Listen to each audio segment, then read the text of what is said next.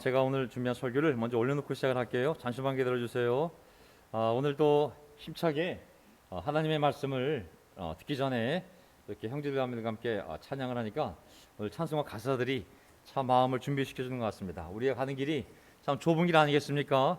정말 좁은 길을 기쁘게 갈 수 있는 길은 사람의 힘을 할 수 있는 게 아닌 것 같아요. 좁다는 것은 길이 좁다는 물리적인 의미가 아니라 그 삶이 결코 쉽지 않을 거라는 예수님을 따르는 삶의 어려움을 얘기하지 않겠습니까? 하지만 그 길을 어떻게 기쁘게 갈 수 있을까? 어떻게 역설적이잖아요. 그것이 가능한 것은 오직 하나님의 영이 함께하기 때문만 가능한 일인 것 같습니다. 하나님 안에서 교제하며 예배드리며 또 말씀 읽고 기도하는 가운데 또 오늘 기도처럼 기도의 내용처럼 우리가 기도가 멀어진다는 것은 하나님이 멀어지는 것이라고. 자, 우리가 기도 안에서 서로 교제하며 함께 연결되어 가기 때문에 우리가 이 어려운 삶 속에서도 희망을 품고 마음을 지키지, 그렇지 않다면 어떻게 한 인간이 외롭게 혼자 그 길을 하나님의 도움 없이 기쁘게 갈 수 있을까요? 오늘 정말 힘차게 또 30분 남짓 찬양해 주신 우리 간사명님 감사하고 또 집에서 어려운 가운데 또 온라인으로 예배드리고 있는 모든 형제자매들 반갑습니다. 또 이 시간 아마 삶의 현장 가운데 아직도 일하고 있는 분이 계실 거고 또 집에 가고 있는 분도 계실 거고 참 하루하루 삶이 녹록지 않을 텐데 그래도 끝까지 믿음줄을 놓지 않고 이 길을 열심히 달려가고 있는 모든 분들과 함께 하나님의 말씀을 함께 오늘 공부하고자 합니다. 자, 오늘 저의 설교 제목은 역대하 16장에 나와 있는 말씀인데요. 온전한 마음으로 하나님을 향하는 자들이라는 제목입니다. 온전한 마음으로 하나님을 향하는 자들. 설교 주제는 아사왕. 오늘 아사왕의 삶을 이제 종결짓는 날인데 르호보암, 그 다음에 아비야, 그리고 아사왕, 그 다음에 아사왕의 아들이 여호사밧이죠. 여호사밧은 다음 주에 함께 공부하겠습니다. 오늘 아사왕, 정말 지난 시간까지 얼마나 멋진 왕이었습니까? 야, 정말 본받을 만한 왕이었지만 이제 오늘 보게 되면 아사왕이 나이 들어서 이제 신앙에 변질이 오고 변질을 하기 시작합니다. 그래서 오늘 아사왕의 삶을 반면교사로 삼아서 우리가 올드 크리스천으로서 또 우리 신앙이 오래될수록 어떻게 우리가 끝까지 그 절기를 지켜야 되는지, 하느님 앞에 그 절기를 지켜야 되는지 함께 보도록 하겠습니다. 설교 요점은 세 가지가 있는데요. 아사왕의 변절이 있고 그 변절의 결정적인 내용은 소탐 대실입니다. 정말 하나님을 의지했더라면 끝까지 하나님의 놀라운 일을 할 수 있는데 눈앞에 보이는 그런 어려움 속에서 소탐 대실을 한 왕이 바로 또 아사왕입니다. 세 번째, 끝까지 가야 한다. 왜 끝까지 가야 한다고 하는지 오늘 성경 본문을 보면 알 수가 있습니다. 자, 아사왕의 변절. 자, 우리가 앞선 15장에서 이 아사왕이 얼마나 놀랍게 하나님을 섬기고 우상을 타파하고 그의 확신을 지켰는지 북쪽에 있는 10개 지파의 경건한 자들이 아사왕이 하나님과 함께하는 모습을 보고 하나님이 아사왕과 함께하는 모습을 보고 고향을 떠나 다 남쪽으로 내려오는 모습을 보았습니다. 그 백성들이 이동하게 되자 여로보암 왕 다음에 바하사 왕이 있는데 바하사 왕이 어떻게 했는지 한번 살펴볼까요? 역대하 16장 1절. 아사가 왕이 된 지 36년이면 거의 왕 말년입니다. 말년. 아사 왕이 통치한 지 41년째 이제 사건이 벌어지는데, 자, 36년에 이스라엘 왕 바하사가 유다를 치러 올라와서 라마를 건축하고 아무도 유다 왕 아사와 왕래하지 못하게 했다. 어쨌든 그 왕의 후반부에 가서 또 어려운 일이 닥치게 됩니다. 앞부분에서도 어려운 일이 많았지만 아사 왕이 놀랍게도 하나님을 전적으로 의지했기 때문에 하나님은 그를 만나 주시고 사방에 안식을 주었다고 말씀하셨는데 지금 똑같은 일이 또 벌어졌습니다. 북쪽에 이스라엘 왕 바하사가 유다를 치러 올라와서 유다 접경지에 라마를 건축하고 아무도 유다 왕 아사와 왕래하지 못하게 했다. 어려운 일이 닥친 것이죠.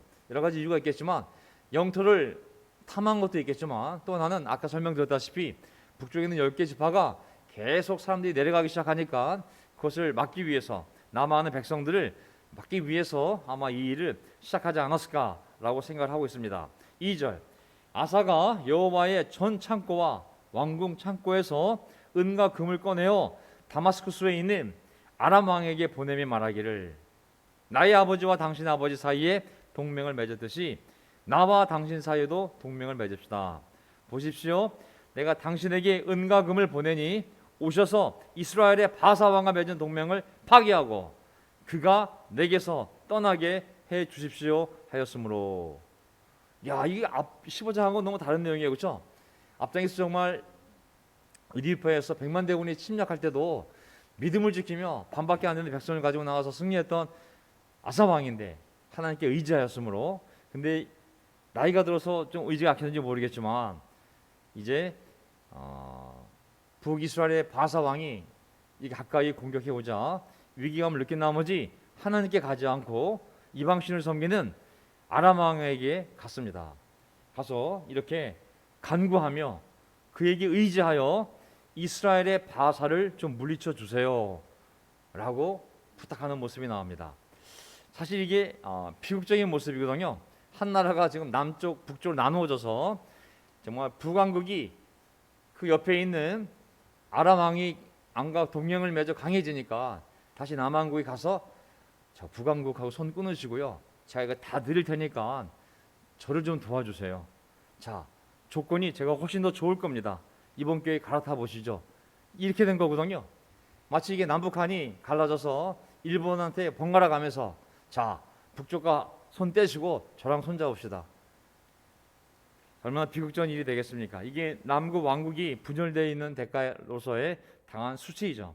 그래서 하나님을 의지하지 않고 그가 이방신을 섬기는 시리아에게 가서 이렇게 구걸을 하게 됩니다. 4절, 벤하닷이 아사 왕의 들을 듣고, 아람 왕이죠, 군대 지휘관들을 이스라엘 성읍들에 보내므로 그들이 이온과 단과 아벨마임과 납달리의 모든 국구성을 쳤다.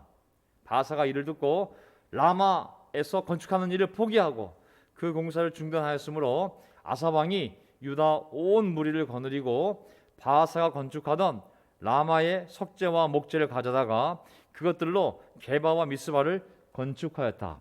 야, 일단 북이스라엘이 남유다 왕국의 접경 지역에 이런 강력한 성을 건축하려고 할 때 시리아가 그 뒤에서 치니까, 그것도 한꺼번에 여러 도시를 치니까 오라, 이거 뒤에서 지금 다른 데가 공격하네, 우리랑 동맹 맺었던 시리아가 거꾸로 우리를 공격해, 야, 공사 중단, 바로 후퇴다 하고 일단은 유다 왕을 고립시키려는, 그리고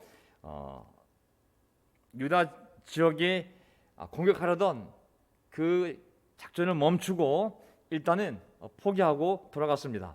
여기까지 보게 되면 진짜 유다 왕 아사의 눈에 보면 야, 일단 위기는 모면했다.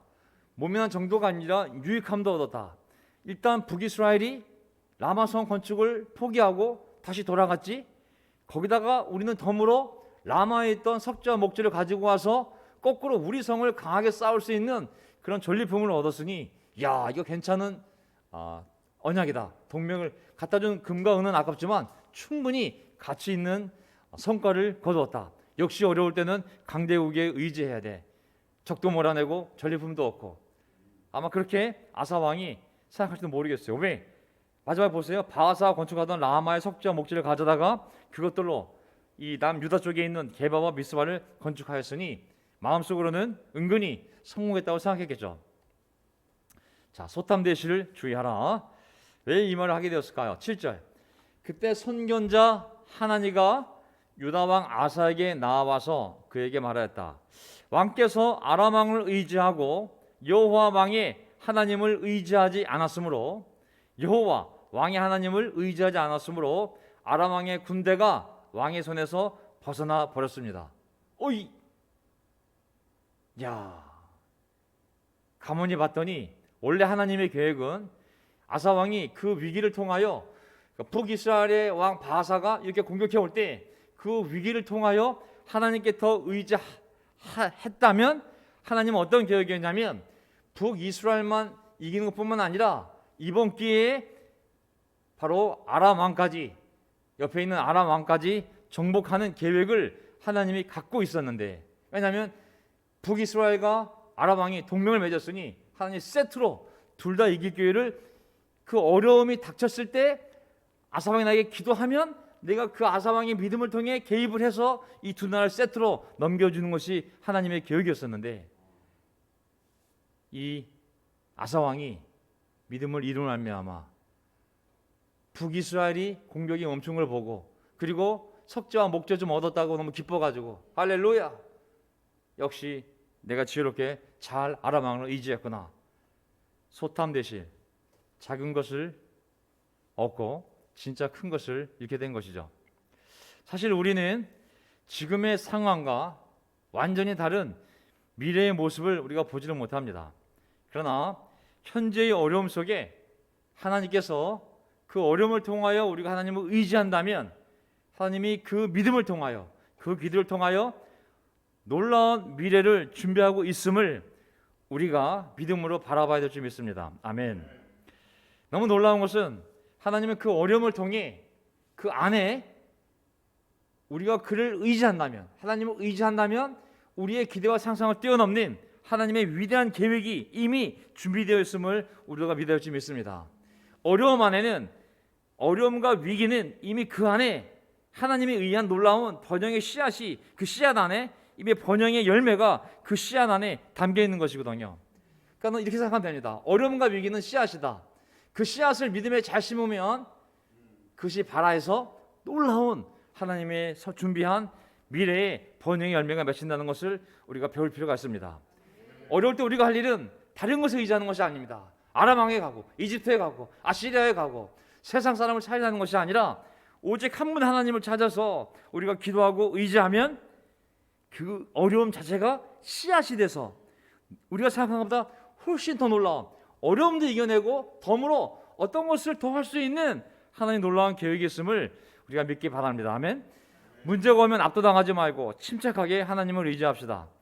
우리가 하나님을 의지하는 방법 배웠습니다. 하나님을 찾는 방법, 말씀, 기도, 영적 교제, 예배 이런 영적 노력들을 해나가다 보면 정말 네가 북이스라엘만 이기는 것이 아니라 그 세트로 아라방까지도 내가 너에게 그를 이길 계획을 갖고 있었는데 네가 그 계획을 망가뜨려서 왜 우상신을 섬기는 아람왕에 가서 이렇게 조약을 맺고 인간적인 도움을 구함을 알미암아 뭐라고 말씀하시냐면 나중에 전쟁이 끝나지 않을 거라고 예언을 합니다. 제가 그 구절 여기 빠졌나요? 어디 볼까요? 7절, 아이고 8절 9절이 빠졌네요. 그러면서 뭐라고 말씀하냐면 아람왕의 군대가 왕의 손에서 벗어나 버렸습니다. 이제 전쟁이 있을 것입니다. 끝난 게 아닌 거예요. 그렇게 해서 해결하고 덮은 줄 알았었는데 그게 덮은 것이지 본질적으로 해결한 것이 아닌 것이거든요. 우리가 조심합시다. 하나님에 의해서 문제의 본질이 해결되지 않는 것은 해결된 것이 아니에요.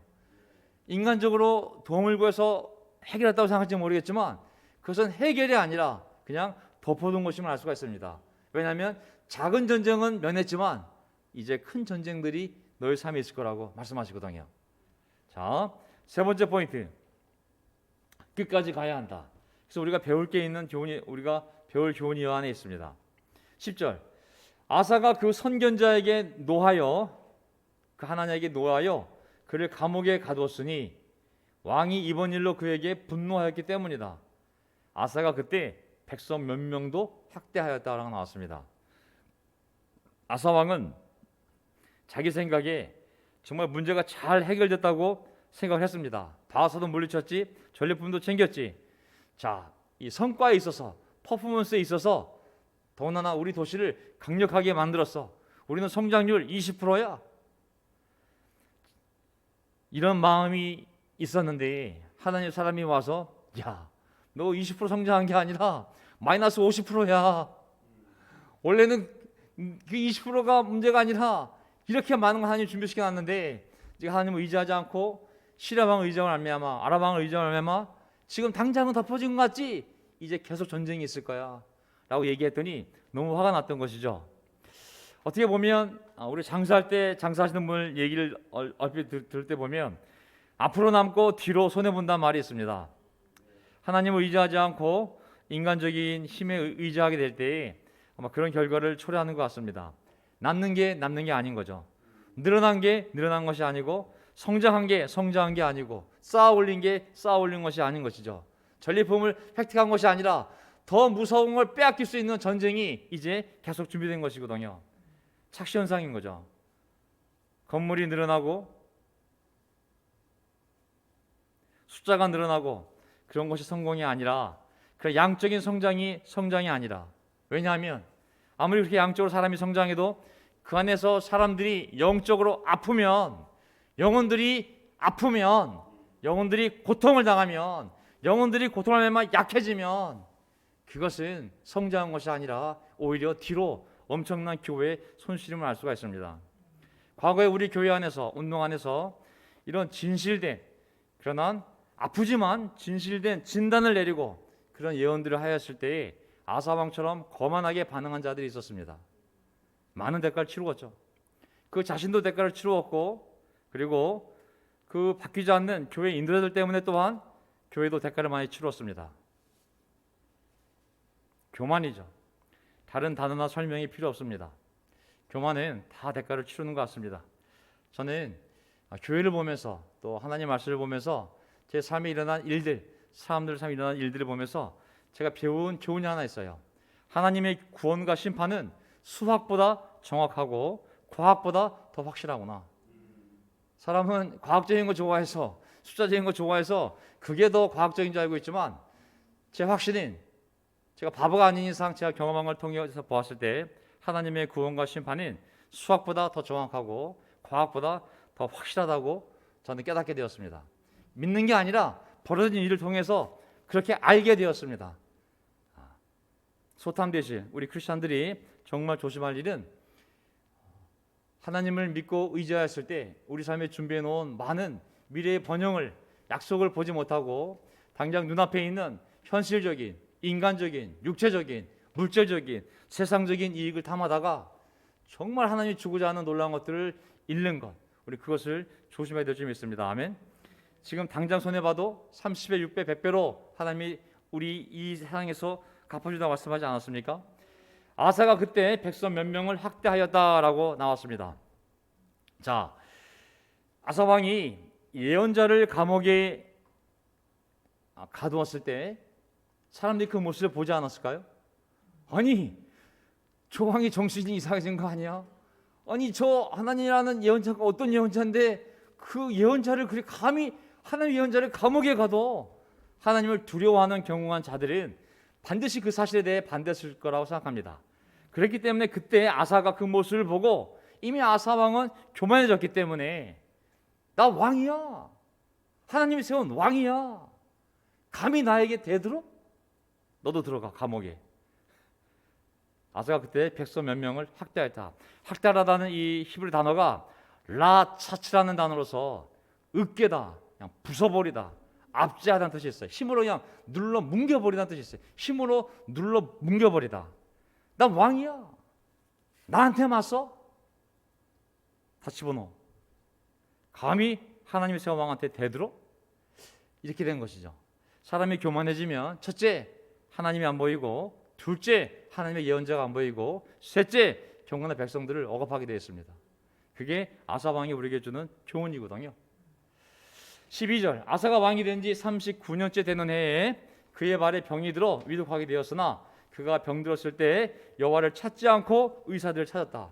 또 꼴에 자존심이 있었는지 모르겠지만 이제 39년째 되었을 때, 몇 년 지난 뒤죠, 발에 병이 들었다고 그랬어요.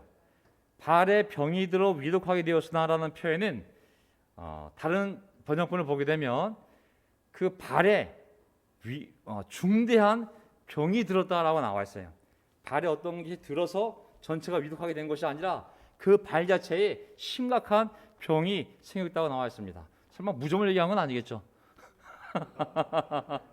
나이 들어서 발에 병이 날 게 무엇이 있는지 잘 모르겠지만 어쨌든 그 발에 심각한 병이 발생했습니다. 하지만 그는 하나님을 찾지 않았던 것이죠. 오기일까요? 오기? 저는 사람이 멸망할 때는 그 앞에 반드시 교만의 머리를 치켜든다고 그랬거든요. 그는 끝까지 교만함을 버리지 않고 하나님을 의지하지 않고 사람을 의지했습니다. 어떤 악한 왕들은 결국 하나님이 징계했을 때 그 고통을 통해서 무릎을 꿇거든요. 근데 이 아사 왕은 무릎을 꿇기커녕 더 머리를 세우며 내가 끝까지 당신을 의지하지 않겠다고, 내가 다른 신을 찾아가서 다른 신을 섬기는 의사를 만나서 내가 다른 신의 도움으로 내가 치료받겠다고 하면서 결국은 하나님을 찾지 않다가 나중에 죽게 됩니다. 사실 저는 우리 장년부 어머님도 보면 참 놀라운 게 있어요. 나이가 지금 80세 중반 되시는 분들이 주일날 오는 거 보면 집도 엄청 멀거든요. 여기서 버스 타고 전철 타고 오시려면 내가 보기에는 한 2시간에서 3시간 정도 걷는 속도 생각해 보면 되는데도 오시는 분들이 몇 분 계시거든요. 저는 정말 끝까지 이렇게 정말 건강을 지켜가는 분들 보면 믿음도 그렇고 건강도 그렇고 정말 이거 보통 일이 아니라는 생각이 들었습니다. 한때는 뭐 당연한 거 아닌가 제절하면 정말 모를 땐 그런 생각이 들다가 저도 나이가 들면서 여기저기 이게 나이가 드니까 이제 여기저기 아픈 데만 남았어요. 온몸이 돈을 달래요. 눈도 돈 달래, 이빨도 돈 달래, 허리도 돈 달래. 죄다 지금 돈 달라고 지금 난리예요 지금. 야, 우리가 끝까지 믿음을 잘 간직해야 될 것 같습니다. 아멘. 야, 어쨌든 어떤 일이 벌었을까요? 이 모습이 누구랑 오버랩이 되냐면 사울 왕과 오버랩이 돼요. 역대상 10장 13절을 보게 되면 우리가 앞에서 미리 공부했던 건데 지난 시간에 사울이 주님을 배신하였기 때문에 이렇게 죽었다. 아들 3명과 함께 전투에서 죽었잖아요. 그는 주님의 말씀을 지키지 않았고 오히려 점쟁이와 상의하며 점쟁이의 지도를 받았다. 사람이 교만해지면 하나님이 보이지 않고 하나님의 예언자가 보이지 않고 오히려 점쟁이와 상의하며 점쟁이의 지도를 받았다. 주님의 말씀을 지키지 않았고 그는 주님께 지도를 받으려 하지 않았다. 신기하지 않습니까? 아사 왕과 똑같은 영이잖아요. 끝까지 고집을 피우잖아요. 그래서 주님께서 그를 죽이시고 그의 나라를 이새의 아들 다윗에게 맡기셨다. 우리가 진실되게 하나님을 찾을 때 하나님은 반드시 복을 주시는 분인 줄 믿습니다. 아멘.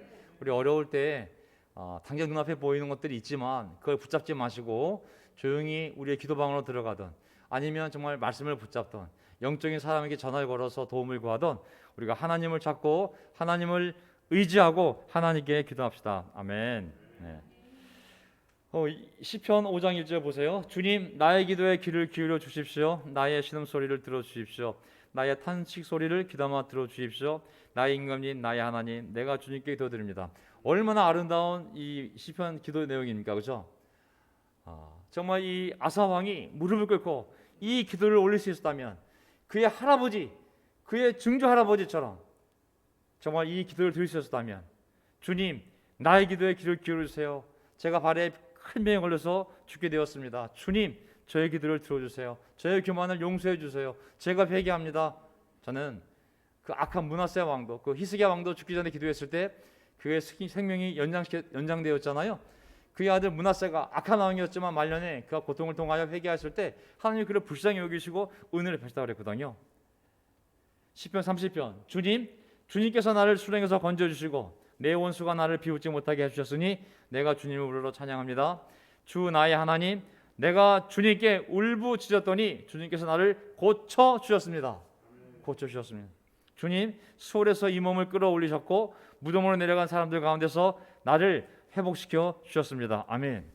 이 사람의 상황은 정말 수렁이었고 정말 지옥이었고 수월이었고 무덤으로 내려간 정도의 아이고 난 죽었구나, 난 끝났구나, 이제 다 끝났네, 정말 절망이네, 아무도 도와줄 수 없어, 이건 내 죄의 대가야, 이제 난 죽는구나 라고 생각했는지 모르겠지만 그가 하나님 앞에 울부짖고 기도하였더니 수렁에서 건져주셨고 수골에서 끌어올리셨고 무덤으로 내려간 사람 가운데서 나를 회복시켜 주셨습니다.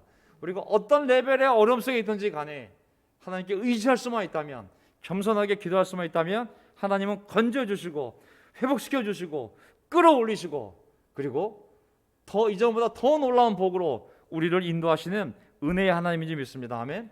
이 교회도 마찬가지죠. 하나님은 건져주시고 끌어올리시고 회복시키셔서 이전보다 더 놀라운 미래로 우리를 인도하시는 분이 하나님인 줄 믿습니다. 아멘. 그래서는 마지막 시작 말씀 몇 개를 통해서 정리하겠습니다. 너희는 내 이름 때문에 모든 사람에게서 미움을 받을 것이다. 그러나 끝까지 견디는 사람은 구원을 얻을 것이다. 아멘. 끝까지 견디라고. 신앙은 왕년에 한 번, 두 번, 세 번 잘한 것이 중요한 것이 아니라 끝까지 가는 것이 중요한 것입니다. 아멘. 옛날에 100명을 세워줬고 내가 교회를 10개를 세웠고 그 백날 얘기하면 뭐 하겠어요? 예수님 부를 때까지 끝까지 믿음을 지키는 것이 중요한 것이지, 왕년에 뭐 안 해본 사람 누가 있겠어요? 아사왕 왕년 보세요. 우리가 지난 시간 배웠지만 진짜 우리가 너무 놀랬잖아요. 하나님이 그 아사왕의 모습을 보고 너무 감동이 되어서 정말 엄청난 승리를 그의 삶에 안겨주었거든요. 그 한 번, 두 번 잘한 게 아니에요. 정말 놀라운 일들을 했지만 그의 말년에 그의 경험이 덫이 되었는지, 뭐가 덫이 되었는지 모르겠지만 그 말년에 이렇게 믿음을 이름으로 말미암아 많은 것을, 그의 건강까지 잃는 그런 어려움에 닥치게 되거든요. 우리 끝까지 갑시다. 아멘. 세 번째 포인트가 뭐냐면 끝까지 가야 한다. 끝까지 가야 한다. 하나님이 부르는 그 순간 전까지 우리가 가야 되는 거예요. 끝까지 믿음으로. 끝이 있어요. 어려움이 다가 아니에요. 어려움 반드시 끝이 있어요. 히브리 3장 14절, 우리가 처음 믿을 때 가졌던 확신을 끝까지 가지고 있으면 우리는 그리스도께서 주시는 구원을 함께 누리는 사람이 될 것입니다. 아멘. 처음 믿을 때 가졌던 그 실체, 확신, 그 믿음이 아니라 그 믿음의 실체 있잖아요. 내가 뭘 믿었을 거 아니에요. 뭘 믿었기 때문에 여기까지 온 거잖아요. 그렇다면 그 믿음의 대상을 끝까지 믿으라고. 하나님이 되었던, 하나님의 약속이 되었던, 아니면 예레미야 29장 11절 말씀처럼 너의 미래에 번져줄 거라는 그 약속을 믿었던 그 믿음의 실체를 끝까지 가지고 가라고. 끝까지 가지고 있으면 결국은 그 구원을 누리게 될 거라고. 아멘. 이거를 놓치게 되면, 믿음의 실체를 놓치게 되면 100% 이 세상과 이 세상의 자랑과 이 세상의 욕심이, 그 허상이, 실체가 아닌 허상이 우리 삶에 밀려 들어오게 돼 있어요. 그래서 막연한 믿음이 아니라 내가 도대체 뭘 믿는지, 무엇을 믿는지 믿음의 실체를 갖고 끝까지 갈 준비를 하시기 바랍니다. 베드로전서 1장 13절, 그러면 여러분은 마음을 단단히 먹고 정신을 차려서 예수 그리스도께서 나타나실 때에 여러분이 받을 은혜를 끝까지 바라고 있으십시오. 아멘. 아무리 어려워도 예수님이 반드시 우리 삶에 개입하십니다. 그때는 모를 뿐, 이 교회가 때로는 어려워 보여도 이 교회 머리가 반드시 우리 삶에, 이 교회에 등장하셔서 이 모든 걸 끝내고 하나님의 영광스러운 모습을 보일 날이 한순간에 우리 앞에 나타날 것이거든요. 그때까지 여러분이 받을 은혜를 끝까지 바라고 있으십시오. 아멘. 어려운 가운데 반드시 예수님 우리 삶에 오십니다. 끝까지 믿음 속에서 기다리시기를 간절히 바랍니다. 어리석은 신부는 처음에 기름도 준비하고 램프도 준비하고 옷도 준비하고 다 준비했지만 그러니까 끝까지 준비하지 않았기 때문에 기름이 모자랐어요. 결국은 똑같이 10명이 기다렸지만 들어간 사람은 5명의 신부였음을 기억하시길 바랍니다. 아멘. 자, 우리 삶의 고난은 반드시 끝이 있다. 예수님이 나타나실 때까지, 오실 때까지, 개입하실 때까지, 역사하실 때까지, 그것을 반전시켜 그 어려움을 복으로 바꾸실 때까지 우리가 끝까지 가야 한다는 것을 기억하시길 바랍니다. 역대하 10장 13절, 아사가 왕이 된 지 40일째 되는 해에 결국 2년 더 살았나요? 죽어 그 조상들과 함께 누우니 사람들은 아사가 자신을 위하여 다성에 파놓두었던 묘실에 그를 장사하였다. 아사 왕은 결국 이렇게 죽었습니다. 말년에 믿음을 잃었고, 그리고 말년에 하나님을 보다는 세상을 더 의지하였고, 말년에 그가 정말 아팠을 때 하나님을 의지했더라면 나을 수도 있었음에도 불구하고 그러니까 끝까지 고집을 피워 하나님을 의지하지 않았을 때 결국 이렇게 그냥 죽었죠. 아사 왕의 모습을 보면 이 말이 만들어졌습니다. 시작은 창다하였으나 마지막은 미약하였다. 너무 안타까워요. 시작은 창다하였으나 마지막은 미약하였다. 끝까지 하나님에 대한 믿음을 지키지 못했습니다. 겸손으로 시작하였으나 끝내는 교만으로 끝난 인생이었던 것이죠. 저는 이것이 우리 모두에게 경고가 되기를 바라겠습니다. 저 자신에게도 한 번, 두 번 왕년에 잘한 사람들 많이 있습니다. 하지만 끝까지 잘하는 것은 정말 어려운 일이 아닌 것 같습니다. 계속 겸손 또 겸손, 겸손 또 겸손, 우리 겸손한 마음을 계속 가지고 나가길 바라겠습니다. 자, 온전한 마음으로 하나님을 향하는 자들. 오늘 설교 본문에 나온 이 내용인데, 하나님 말씀에 나온 본문 내용인데 제가 두 구절 뺐는데 거기에 들어가 있던 목소리입니다. 하나님은 자기를 온전한 마음으로, 어떤 사람이 그 마음을 반쪽이 아니라 풀로, 나 이 상황은 끝났어, 더 이상 세상 의지할 것도 없고 나는 100% 마음을 준비했어. 이 100% 마음을 가지고 하나님을 향하는 것, 하나님을 향하는 걸 얘기하는 거예요. 두 개, 마음을 100% 준비해서 세상을 의지하지 않고 온전한 마음을 준비해서 하나님을 향할 때, 그때 하나님께서 그에게 복을 주신다는 말씀이 나오는 거거든요. 그래서 하나님이 그때 더 능력을 발휘해서, 정말 원래도 강하신 분이지만 그 모습을 보았을 때 어떤 영혼이 마음을 온전히 준비해서 자기를 향할 때 그 모습을 보고 하나님이 더 강하게 자신을 만들어서 내가 너와 함께 할 거라고, 내가 너를 도울 거라고, 내가 너를 끌어올리고 너를 회복시키고 너에게 복을 줄 거라고 하나님이 강력히 표현하는 그런 말씀이 있기 때문에 오늘 그 구절을 제가 가지고 온 겁니다. 온전한 마음으로 하나님을 향한 자들, 하나님이 더 강력히 나타나신다. 아멘. 더 강력히 이런 사람이 나타나신다. 아사왕 신앙의 변질과 변절. 설교 요점: 아사왕의 변절. 두 번째, 소탐대시를 주의하라. 그리고 우리의 신앙은 끝까지 가야 한다. 제가 마지막 기도하고 그리고 설교 그리고 기도하고 찬송하고 마치도록 하겠습니다. 하나님 아버지, 오늘 아사왕의 삶을 정리했습니다. 지난 시간에 아사왕 15장을 보면서 아사왕의 15장에 나타난 그 늠름한 모습, 확신에 찬 모습, 그리고 그의 어머니랄지라도 우상을 만들었을 때 어머니를 폐위시키고 그리고 우상을 빻아서 정말 물에 흘려버렸던 모습들, 그리고 100만 대군이 와도 하나님을 의지함을 알미암아 그거밖에 반도 안 되는 군사를 가지고 그들을 완전히 무찌르는 모습, 정말 이상적인 왕의 모습이었고 이상적인 신자의 모습이었습니다. 하지만 그가 통치한 지 20년, 30년이 지나갔을 때 그의 경험이 독이 되었을까요? 하나님, 정말 그 어려운 일이 생겼을 때 바로 옆에 있는 나라에 의지하여 하나님을 찾지 않고 이방신을 섬기는 자기 눈에 보이는 더 힘센 왕의 힘을 빌려서 그 어려움을 해결하려 했지만 해결된 것이 아니라 덮는 꼴이 되었습니다. 하나님, 우리 인생에 어려움이 생길 때 그 어려움 안에는 하나님 우리를 향한 놀라운 미래가 있음을 제가 믿게 도와주십시오. 그 어려움을 극복하는 것만 끝나는 것이 아니라 그 어려움을 통하여 우리로 하여금 하나님을 의지하게 만들고 우리의 기도를 통하여 그 어려움을 해결하는 것뿐만 아니라 더 놀라운 복으로 우리를 인도하시려는 하나님의 놀라운 섭리가 있음을 어려운 시간이 올 때마다 잊지 않게 도와주십시오. 어려움은 씨앗이다. 어려움은 씨앗이다. 놀라운 미래에 하나님의 복의 열매를 맺는 씨앗이 바로 어려움이요 위기임을 우리가 항상 명심하여 위기가 올 때 도망가거나 세상을 의지하는 것이 아니라 하나님을 더욱 의지하여 어려움을 완전히 반전시켜 하나님의 놀라운 계획을 볼 수 있는 저희들이 되기를 간절히 바랍니다. 이 교회 안에서 지난 시간을 뒤돌아봤을 때 놀라운 형제들 많았습니다. 놀라운 자매들 많았습니다. 하지만 그들이 여기 있지 아니함은 하나님, 우리의 신앙이 끝까지 가는 것이 얼마나 어려운지를 또한 보게 됩니다. 연합하는 것도 어렵지만 끝까지 그 신앙을 순결히 지키는 것이 얼마나 어려운지요. 물론 이 공동체를 떠난 분들이 하나님을 잃은 것은 다 아니지만 어쨌든 하나님 이곳을 떠나서 만약에 신앙을 잃었다면 하나님, 정말 그것처럼 슬픈 일이 어디 있겠습니까? 하나님, 끝까지 갈 수 있는 신앙이 되게 도와주십시오. 어려움이 오더라도 우리가 옆에 있는 자들을 의지하고 하나님을 의지하고 영적인 사람들과 교제하는 가운데 하나님의 답을 찾아가면서 예수님의 은혜가 우리 삶에 분명히 나타날 때까지, 하나님이 여기까지다라고 말씀하실 때까지, 그 고난이 끝나서 하나님의 복으로 바뀌는 것을 우리 눈으로 볼 때까지 우리가 결코 실망하게 떠나지 아니하며 반드시 하나님의 복과 번영을 눈으로 보고 하나님을 체험할 수 있는 그런 신앙이 될 수 있도록 저희를 지켜주십시오. 물론 이 안에 오랫동안 해결되지 않는 많은 어려움들이 있습니다. 필요가 있습니다. 하나님은 아십니다.